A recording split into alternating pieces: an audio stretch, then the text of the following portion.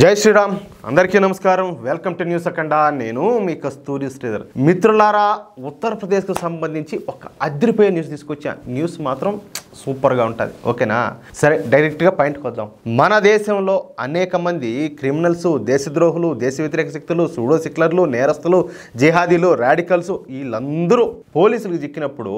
వీళ్ళు కోర్టులకు పోయి మంచి లాయర్ని ఒకరిని పెట్టుకొని బెయిల్ మీద బయటకు వస్తూ ఉంటారు అవునా కాదా చట్టంలో ఉన్నటువంటి లోపాలను చక్కగా ఉపయోగించుకుంటూ ఉంటారు ఇలాంటి వాళ్ళు చాలా తేలిగ్గా శిక్షల నుంచి తప్పించుకుంటూ ఉంటారు అదేవిధంగా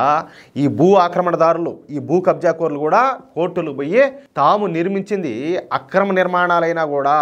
ఏదో ఒక సాకు చూపించి తమ అక్రమ కట్టడాలను కూల్చివేయకుండా స్టే తెచ్చుకుంటూ ఉంటారు ఈ విధంగా అక్రమ కట్టడాలను కూల్చివేయకుండా స్టే తెచ్చుకునే సంస్కృతి ఈ మధ్య బాగా పెరిగిపోతుంది ముఖ్యంగా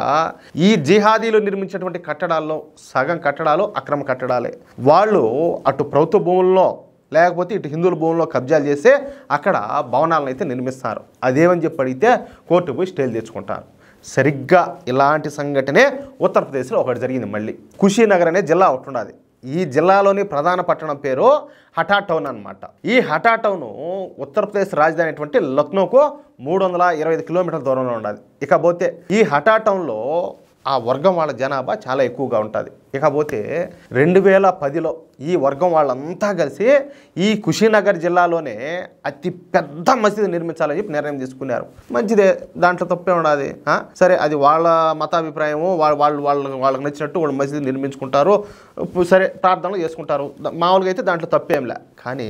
ఇక్కడే ఒక చిన్న పాయింట్ ఒకటి ఉన్నది అది కూడా మీకు చెప్తే అర్థమయ్యేటట్టు ఇక అనుకున్నదే తడుగా ఈ హఠాటంలోని చౌరస్తాలో 32 సెంట్ల ప్రభుత్వ భూమిని ఆక్రమించుకున్నారు చూడండి ఇక్కడ వచ్చిన చిక్కు ఇకపోతే ఆ ప్రభుత్వ భూమిలో 4 అంతస్తుల అతి భారీ మసీదు నిర్మాణాన్ని స్టార్ట్ చేశారు అర్థమవుతుందా అప్పట్లోనే ఈ ఉత్తరప్రదేశ్లో పరిపాలించింది సెక్యులర్ పార్టీలు కాబట్టి ఈ వర్గం వాళ్ళు ఆడింది ఆట పాడింది పాటగా సాగింది అసలు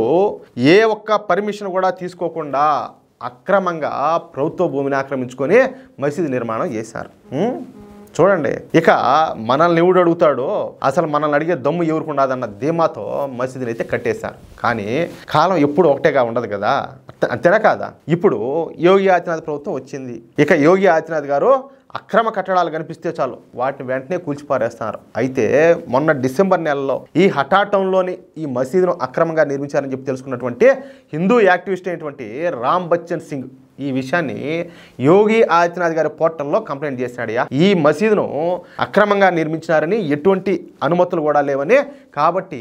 ఈ మసీదు పైన తగిన చర్యలు తీసుకోవాలని చెప్పేసి ఈ రామ్ బచ్చన్ సింగ్ అనే వ్యక్తి ఈ యోగి ఆదిత్యనాథ్ గారి పోర్టల్లో కంప్లైంట్ చేశాడు అంతే ఇక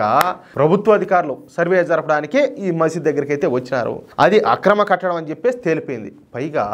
ఆ స్థలం ప్రభుత్వ స్థలం అన్న సంగతి కూడా బయటకు వచ్చింది ఇకపోతే మసీదు నిర్మాణానికి కావాల్సినటువంటి ఏ ఒక్క అనుమతిని కూడా వాళ్ళు తీసుకోవాలా దీంతో ఆ మసీదును ధ్వంసం చేయడానికి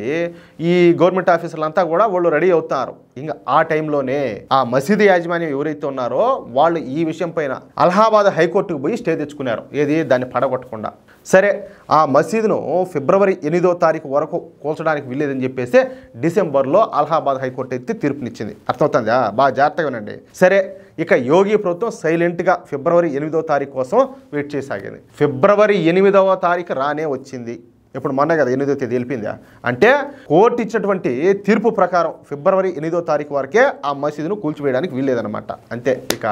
8వ తారీఖున 12 గంటలు దాటిందా అంతే ఒక్కసారిగా 6 బుల్డోజర్లు ఈ హఠా టౌన్లోకి దుస్కొమ్మినాయి 100 వాహనాల్లో దాదాపు 800 మంది పోలీసులు అక్కడ దిగిపోయినారు టక్క టక్క టక్కమని అంతే ఇక ఆ అక్రమ మసీదును కూల్చేయడం స్టార్ట్ చేశారు ఒక బుల్డోజర్ కనుక వాడినారనుకో దాన్నంతా మసీదునంతా కూలగొట్టడానికి చాలా టైం పడుతుంది ఈలోపు ఆ మసీదు యాజమాన్యం వాళ్ళు ఏం చేస్తారో మళ్ళీ పోయి స్టే తెచ్చుకునే అవకాశం ఉండదు అందుకే ఒకేసారి 6 బుల్డోజర్లను ఉపయోగించి ఆ మసీదు మొత్తాన్ని కూడా ధ్వంసం చేసి పారేశారు